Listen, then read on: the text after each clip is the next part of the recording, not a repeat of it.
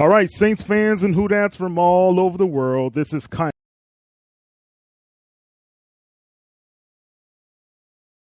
of mid-season grades report for the New Orleans Saints as well as the rest of the NFL. And we're going to talk a little bit about the Saints game against the Seahawks and give you a recap of what went down in the Superdome this past Sunday.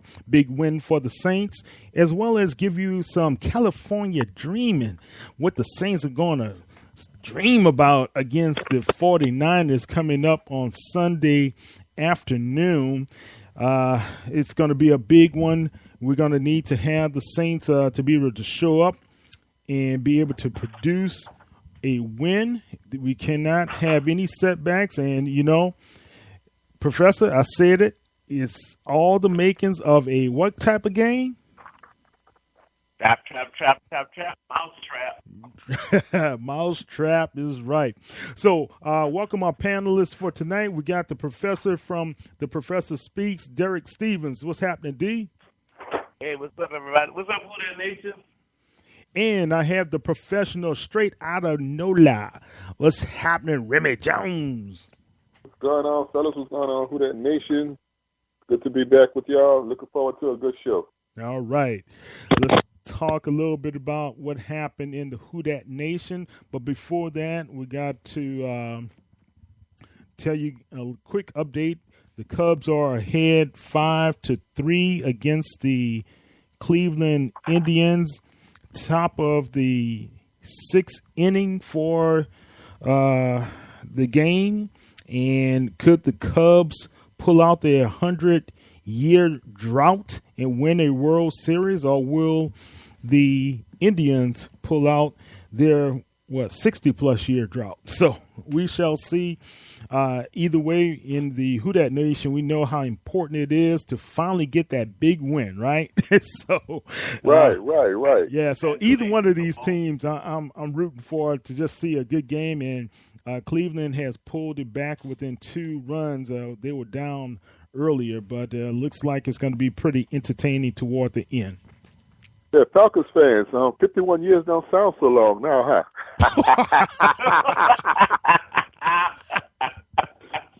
Ooh, you got a point. You got a point.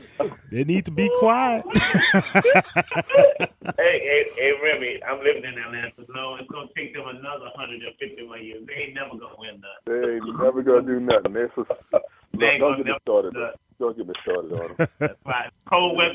In fact, I think I'm going to put it's cold up here in the morning. I think I'm going to wear my Super Bowl jacket in the morning. Uh-oh. Yeah, I think. Oh, yeah, I got to. It's time. Yeah, once you do that. I got to set them up. I have to get real quiet when I wear that jacket. Yeah. You know, and what you got to do when you wear it, man, you got to point out, you know, this is what a championship jacket looks like. I got you. Exactly. That's exactly what I'm going to say all day. Exactly. You know, it's kind of like when you're you're teaching a kindergarten class and you're showing them for the first time what the word cat looks like. You know, this is the word cat. Well, you got to do that with those Falcons fans. This is a championship jacket. This is what it looks like. You got to, you got to walk them through it. You know, because they're ignorant. They never experienced anything like that. Right. Oh boy, all these years it still feel good to mess with them, doesn't it? Yeah. Right. Oh yeah. Frank Jones and I NFL Hunter. I took Frank off my birthday. We had some Falcons fans in the rest. I said, do y'all know anything about the Super Bowl? All right, well, continue eating your food. That's what I thought. All right. Keep eating food, and maybe one day you'll understand what that's like to celebrate a championship. Yeah. Well, you know, they're just dirty birds. What can we expect, guys? What can we But expect? at the same time, man, I did go, I was at the Carolina game in the Dome, and I did see the Lombardi Trophy sitting in there, and I had a little talk with him. And the trophy said he ready for a little brother. Yeah, that's what I'm talking about, Remy. That's what I'm talking about. I had to tell Little Trophy at the time, I don't know if you're going to get a little brother this year. I'm going to talk to your mama about that, see if your mom ready to have another one. I don't know if it's going to happen this year. But I told Little Trophy, I was like, look, Little Lombardi, I'm going to talk to your mama, see if she's ready to have another one. But I don't know, So I guess that's a good segue to our show, huh, Kyle? Yeah, man. Ooh-wee. I think it's a good thing with God. I think somebody getting pregnant this year, maybe. Yeah, look. I'm glad they ain't happening here. Sure. Got to shut down the factory, baby. All right, guys. Y'all are in rare form already. Good to hear. That's my brother Remy. Yeah. Well, look, guys, while we're celebrating, happy birthday. Happy 50th birthday to the New Orleans Saints. That's right. Yeah. Happy birthday, Saints. Happy birthday. 50 years and one day old. Yeah, All Saints Day. So, Al Hurt and Joe Gilliam. Oh, man, wasn't that something? Man, think about that, guys. Our very first time in regular season, Joe Gilliam takes the ball back for a touchdown against the Rams. Man, and you knew as soon as he ran that ball all the way back, man, that would be a winning organization. Anytime you get the very first play in the history of your team and you run it back for a touchdown, you know it's going to be a winning organization. And it only took 44 years. Yeah, and we were patient.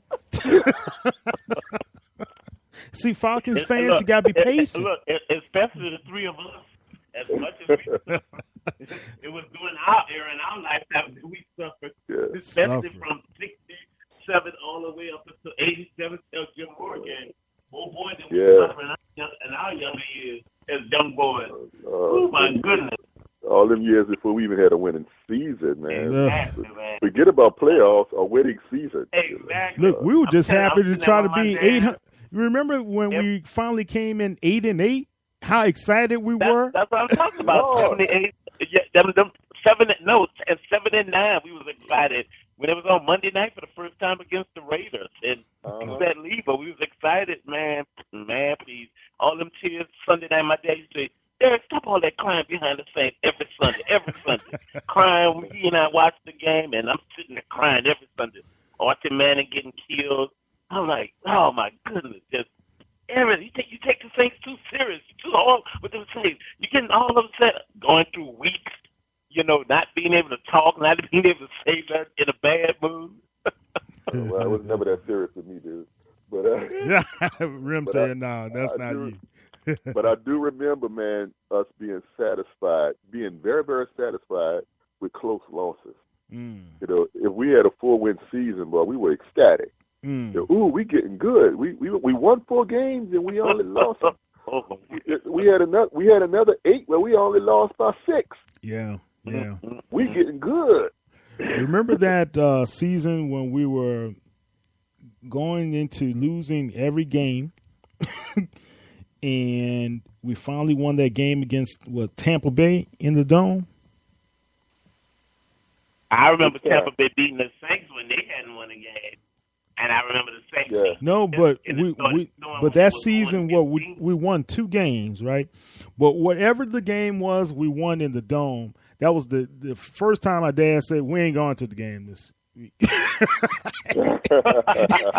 And we win the game. I was like, oh, man.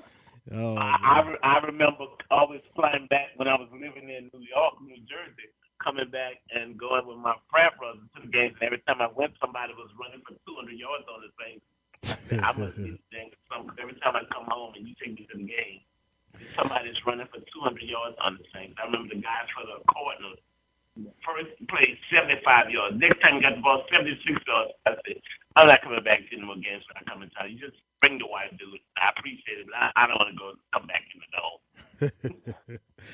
Well, anyway, guys, we had some good times, and hopefully we'll have many more good times. We know the Saints have been one of those cardiac type teams that you love, and we love them dearly. And when we're disappointed dearly in their performance. They love to get your heart rate up every week. Yeah, and this they has been they can't win handily. They got to make their games interesting. Right. And this has been a cardiac season, guys. Think about some of the close games, so many that we have had. The only game that wasn't really close was the Atlanta game.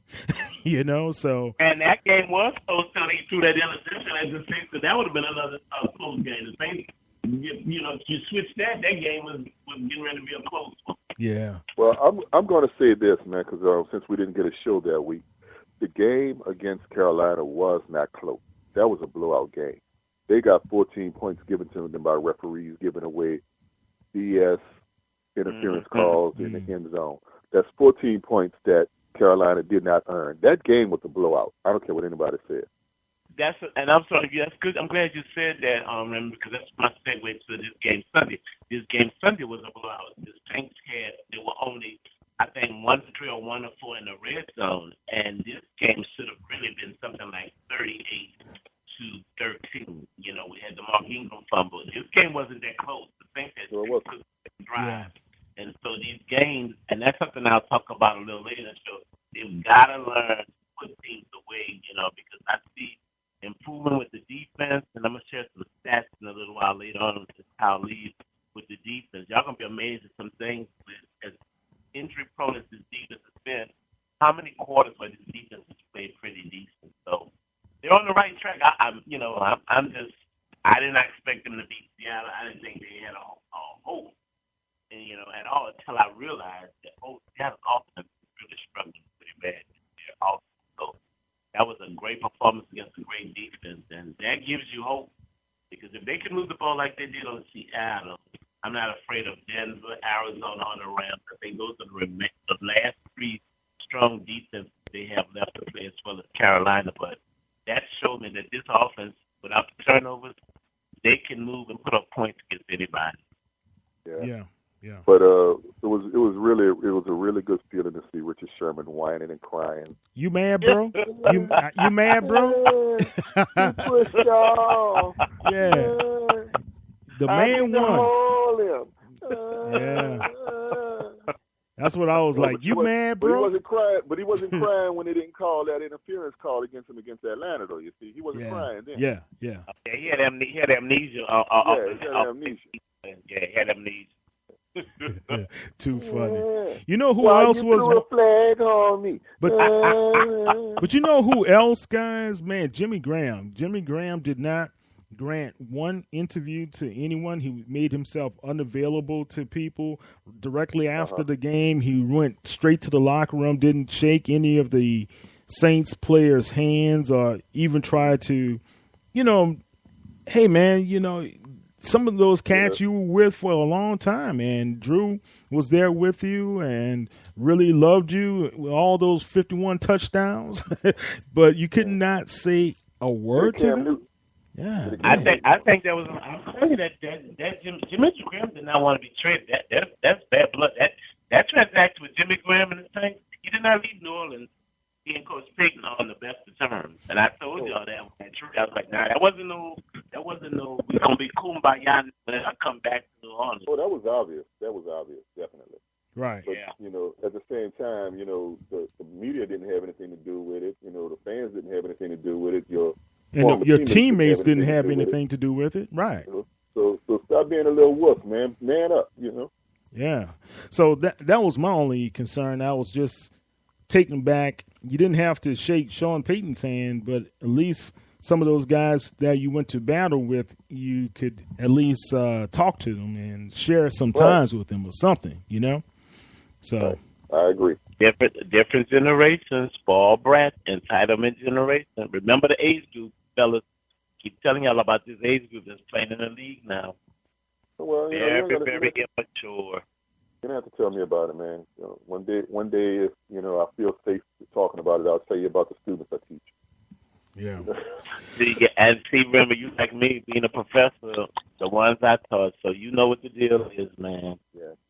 All right, guys. So the Saints won against these guys, 25-20. I was pretty close, Professor. Remember, I gave the prediction on your show, 23-20. Woohoo!